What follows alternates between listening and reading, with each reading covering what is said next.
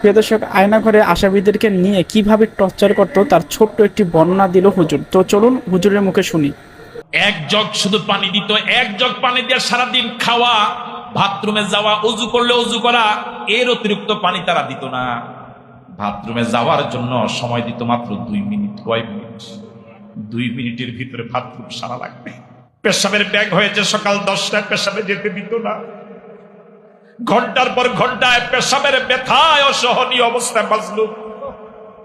অনেক পরে, অনেক কষ্ট সহ্য করার পরে এরপরে পেশাবের জন্য যেতে দিত। নামাজের জন্য এই মুসলিম দেশে বলেও দিত না এটা জোহরের সময়, এটা আসরের সময়। একজন মাজলুমের জন্য অতটুকু জায়গা শুধু বরাদ্দ, যতটুকু জায়গা একটা লাশ শোয়ানো যায়, একটা লাশের খাট যতটুকু জায়গা নিয়ে থাকে, অতটুকু জায়গায় একজন জীবিত মানুষের জন্য বরাদ্দ করা। চতুর্দিক থেকে কোনো জানালা নাই, কোনো দরজা নাই। এই অবস্থায় থাকা লেগেছে 8 বছর 10 বছর।